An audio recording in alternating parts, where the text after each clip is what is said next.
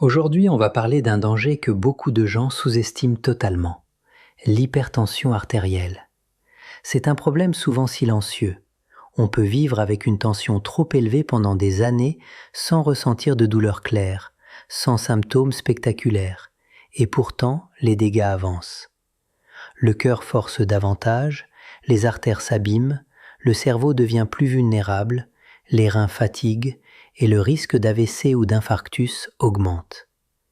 C'est justement pour cela que l'hypertension est si dangereuse. Elle agit en silence. Quand on parle de tension artérielle, il faut comprendre qu'il y a deux chiffres. Le chiffre du haut, c'est la pression systolique.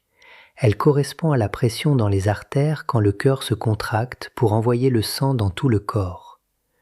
Le chiffre du bas, c'est la pression diastolique. Elle correspond à la pression quand le cœur se relâche entre deux battements. Les deux sont importants. Une systolique trop élevée augmente fortement les risques cardiovasculaires. Une diastolique trop haute reste elle aussi préoccupante, surtout chez les adultes plus jeunes. La tension élevée ne touche pas seulement le cœur, elle atteint tout le système circulatoire. Le cerveau peut être fragilisé, les reins peuvent perdre en efficacité, les artères peuvent devenir plus rigides et plus abîmées. Ce n'est donc pas juste un petit chiffre un peu haut.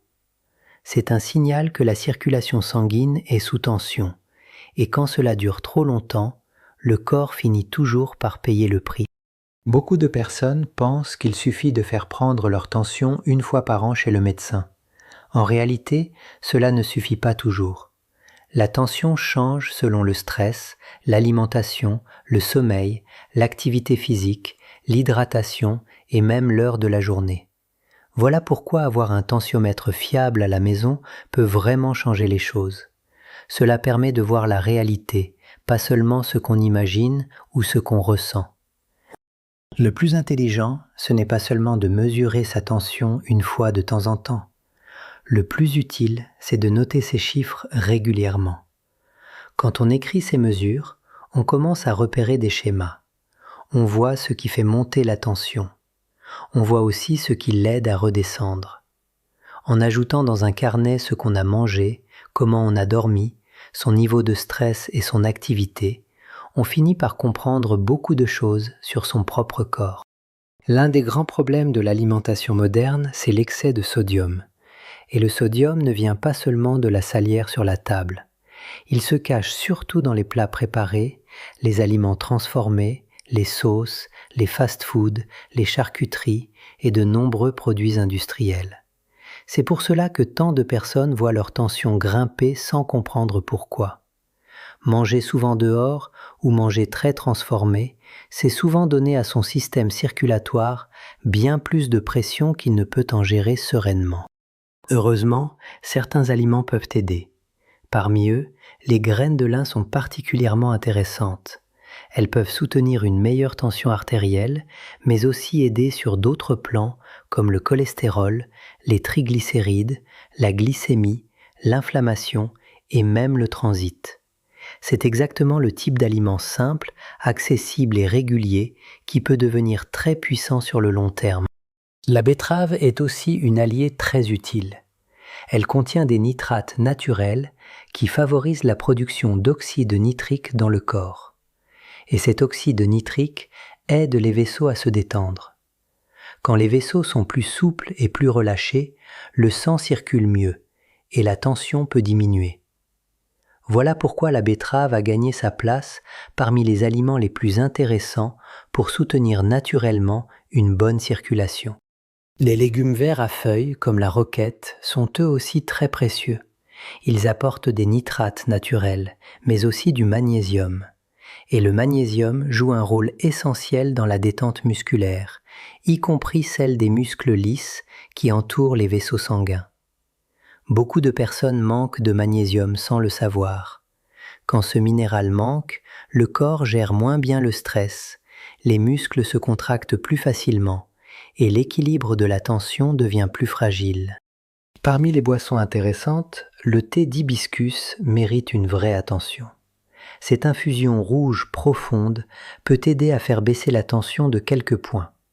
Et cela peut sembler modeste, mais dans le domaine cardiovasculaire, quelques points de moins peuvent déjà réduire de manière significative le risque d'AVC, d'infarctus et de complications graves. Les petits changements répétés deviennent de grands bénéfices avec le temps.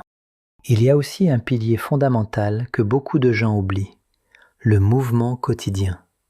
Pas forcément un sport intense, pas forcément une performance. Le mouvement. Marcher, monter les escaliers, se lever plus souvent, bouger après les repas, ajouter de l'activité dans sa journée. Le corps humain n'a pas été conçu pour rester assis du matin au soir. Le mouvement aide à mieux faire circuler le sang, à mieux gérer le poids, à soutenir la glycémie et à alléger le travail du cœur. Le problème moderne, ce n'est pas seulement ce qu'on mange. C'est aussi la sédentarité, le stress permanent, les écrans, la fatigue nerveuse et le manque de récupération. Quand on reste assis pendant des heures sous pression, avec peu de mouvement et beaucoup de tension mentale, le système cardiovasculaire finit par répondre. Le cœur travaille plus fort, les vaisseaux se tendent, le cerveau se fatigue et la tension peut monter sans qu'on s'en rende vraiment compte. Le matin est un moment très important pour l'attention. Au réveil, le corps augmente naturellement certaines hormones de stress pour nous sortir du sommeil. Le cœur accélère un peu, les vaisseaux se contractent davantage et la pression peut monter. Si on ajoute à cela un réveil brutal, du stress immédiat, un lever trop rapide et du café pris trop tôt, la montée peut être encore plus forte. C'est pour cela qu'une routine matinale calme peut faire une vraie différence. Se lever doucement, boire de l'eau, respirer, éviter la précipitation inutile. Le stress émotionnel joue lui aussi un rôle majeur. Colère, anxiété, pression mentale, surcharge intérieure. Tout cela influence directement la circulation et la tension artérielle. Bien sûr, on ne contrôle pas tout ce qui arrive dans la vie, mais on peut mieux préparer son corps à y répondre. Une meilleure alimentation, plus de micronutriments, plus de mouvement, plus de récupération et moins d'excès quotidiens rendent le système nerveux et cardiovasculaire beaucoup plus résilient. Oui, il existe des médicaments très utiles pour faire baisser la tension, et dans certains cas, ils sont indispensables. Ils peuvent sauver des vies. Mais il faut comprendre une chose essentielle. Un comprimé ne corrige pas à lui seul un mode de vie qui continue à faire monter la pression. Si l'alimentation reste trop salée, si le corps manque de mouvement, si le stress reste permanent et si les habitudes ne changent pas, le problème de fond continue. La meilleure stratégie, c'est toujours l'alliance entre traitement quand il le faut et transformation réelle du mode de vie. Au fond, le message est simple. N'ignorez pas votre tension, mesurez-la. Apprenez à connaître vos chiffres, réduisez le sodium caché. Mangez plus d'aliments utiles comme les graines de lin, la betterave, la roquette et l'hibiscus. Bougez tous les jours, hydratez-vous mieux. Et prenez enfin au sérieux ce que votre corps essaie peut-être de vous montrer depuis longtemps. Votre cœur travaille pour vous sans arrêt. Le minimum, c'est de lui rendre sa tâche un peu plus facile. Si cette vidéo t'a aidé à mieux comprendre l'hypertension et l'importance de surveiller ta tension au quotidien, abonne-toi à la chaîne, laisse un like, active la cloche et écris en commentaire « Je reprends ma tension en main dès aujourd'hui ». Et partage cette vidéo avec une personne qui pense encore que l'hypertension ne concerne que les autres.